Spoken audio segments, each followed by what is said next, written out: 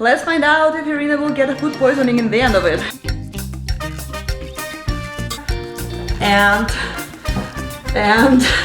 sincere apologies to all the Peruvians who might be watching this, but is there really such a thing as too much coriander? I don't think so. Hello internet, this is Irina, the Siberian who's gone international. You know, they say that out of this quarantine we're coming out either as professional chefs or as professional alcoholics. And first I was mostly going for the option 2, you know, with all those online drinking sessions with friends and colleagues. But then I got bored enough to actually try to learn how to make new dishes. And first I started with carbonara. And now my carbonara is just mwah. I'm not bragging, just being honest. So if you want to see that recipe as well, let me know. And then, since my carbonara is now 10 out of 10, I decided that it's time to level up, to take it to the next level. And the next dish which I decided to learn how to make is ceviche, the Peruvian ceviche. If you don't know what ceviche is, no worries. I myself discovered it about a year and a half ago and my mind was blown. It was something like I've never tried before, but I totally fell in love with it on like the first time I tried it. And since it was so new to me and it looks really fancy when they serve it in the restaurant, so I thought that it requires some crazy cooking skills to make, but apparently not. So I just found this random video on the internet, on YouTube, of course, and I'm just gonna follow the instructions and see what we get in the end. So join me for this experiment. Let's find out if Irina will get a food poisoning in the end of it. As you can see, I have already prepared everything. So first I'm gonna steam cook the sweet potato, then I will cut the onion, then I'll cut the fish, and then I'll prepare the tiger milk out of limes, garlic, chili pepper, ginger and coriander. The first step is cutting and steam cooking the sweet potato. Let's begin.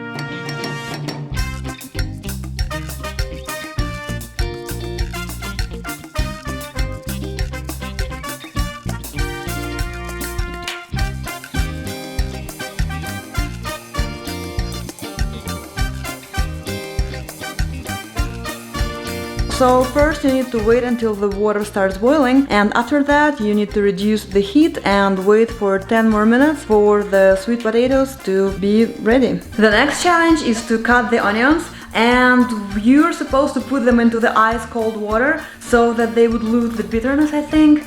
I don't know, let's try and see what happens. Okay, for me this onion cutting is the hardest part because I'm super sensitive to these onion juices, and I'm not kidding you, when I'm doing it at home I usually use my diving mask, which blocks the nose and which blocks the eyes, so then I don't start crying. But now I'm in central Finland and somehow I forgot to take my diving mask with me here. You know, diving is not really developed in central Finland yet, so I have to do it like the regular way, and I hope it will not make me cry. I can already feel it. But luckily just one onion, so I'll cut it and then it immediately goes into the ice cold water, which I hope will stop my pain.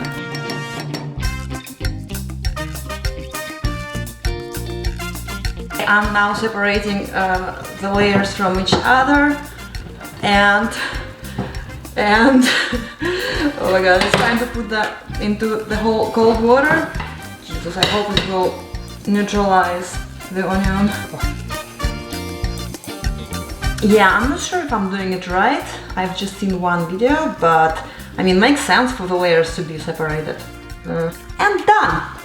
You know, I've adjusted the proportions, so I'm just making a portion for one. This is how much fish I got, and this is a sea bass, in case anyone's interested. And now I'm just gonna cut it into small pieces, and they said to cut at 45 degrees angle, but I think he's making it overcomplicated. I don't think it makes any difference at what angle do you cut it, but I'll try to do it at 45 degrees anyway.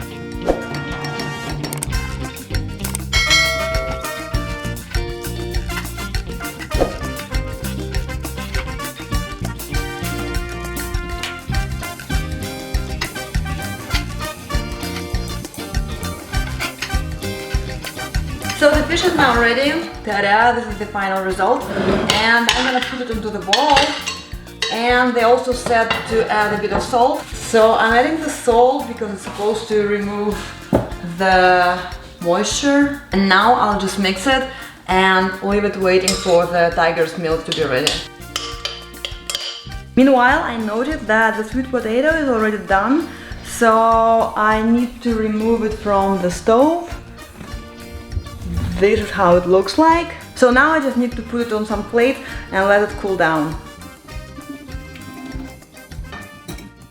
Okay, and now is the most important step. I'm gonna prepare the tiger's milk. Tiger's milk, it's I guess a sauce in which you marinate your white fish before you eat it. And the mixture of that white fish and tiger's milk, basically it is a ceviche. Sincere apologies to all the Peruvians who might be watching this if I'm saying some nonsense about ceviche and all of that. I'm not any sort of ceviche expert, I'm just learning. This is my first attempt to make it at home, so give me a break, okay? Thank you. Okay, tiger's milk. Well, first of all, you're supposed to cut and squeeze the limes.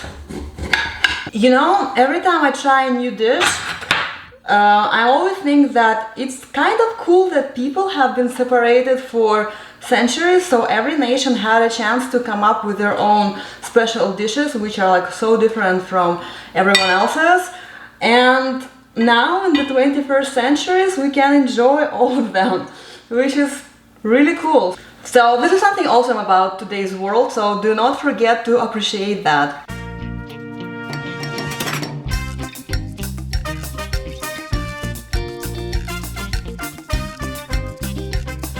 The limes are now squeezed and it really smells like mojito in here. Now it's time to add the garlic, the ginger and some coriander stems.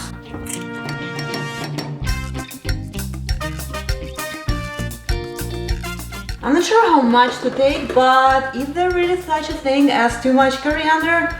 I don't think so.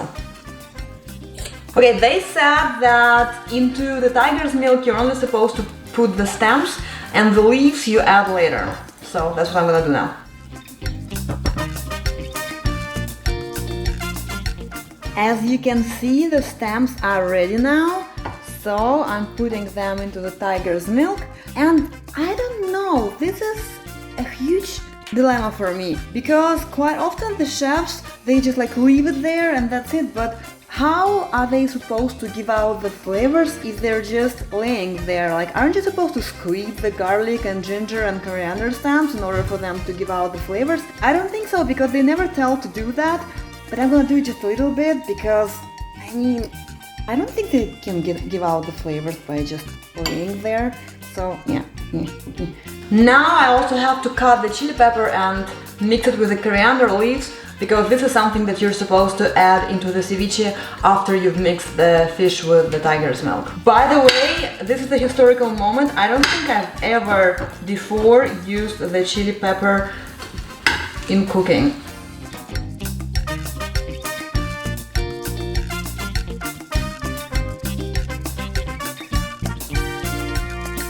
Okay, I'm getting ready to add the onions to the fish. So first I'm gonna get rid of the water.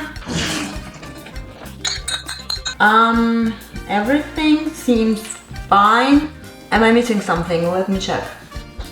Oh, the computer says I also have to add a bit of sweet potato into the fish before mixing it with tiger milk. So let's do that.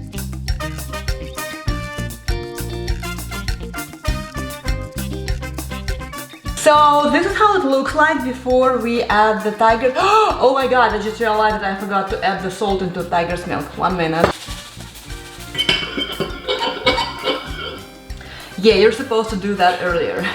So I was saying that before I mix the tiger's milk with the fish, I'm gonna go prepare the plate for serving the ceviche in it. By serving the plate, I just meant that I'm gonna put the sweet potato on the side. I mean, normally you're also supposed to put some corn on the side, but I have no idea where to get the special giant corn in Finland. I don't know if they sell it here. Maybe you have to go to some specialized shop, but in a regular supermarket I was not able to find that special South American corn. I only found the regular one, so I decided to go without it. Okay, everything is ready, and now the moment that the magic is supposed to happen. I'm gonna add the tiger's milk into the fish, and hopefully it will work, and hopefully it will taste at least half as good as at the restaurants. So that chef was really dramatic about it. He said that now every second counts. So now I'm just like mixing the fish in the lime juice and tiger's milk. He said that you're supposed to leave it for like 5 minutes max, and then you can basically serve it and eat it. So I'm leaving it now. I also need to add the coriander and chili. It's so colorful! This is how my ceviche looks like while it's being marinated. And there's a plate waiting for it. Well, this is the final result. Looks alright. Let's try it. Okay, I think we need a drum roll because this is the moment of truth. Let's try it, and let's hope that it's edible and that there will be no bad consequences for me.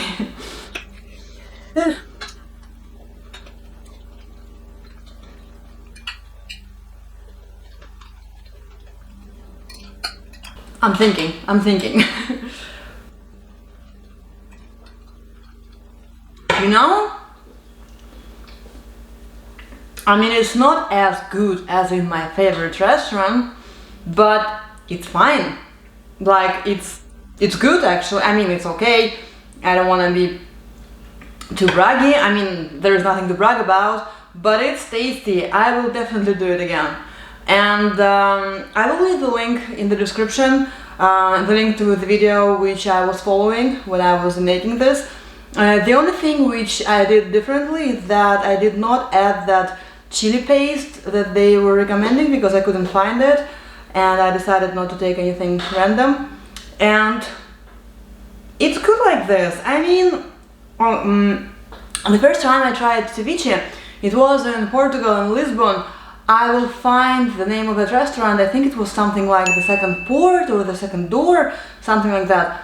And there it was like the best ceviche I've ever tried.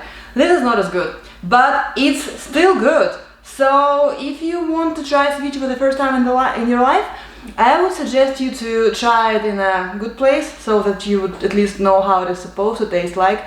But if you already love ceviche and you think it's something super complicated, actually it's not. Like, the ingredients are pretty simple, and I'm sure I'm missing something, but as it is, it's already pretty good. I think it's gonna be my regular meal. And if you want more cooking classes with Irina, you're welcome to subscribe to my channel. I'm kidding, I'm usually not making cooking videos, but if you want to, I can teach you how to make a super tasty carbonara. And I think that's it. Thanks for watching. I'll see you in my next one. Bye! Oh, don't forget to like this video. Do not forget that. Thank you. Bye!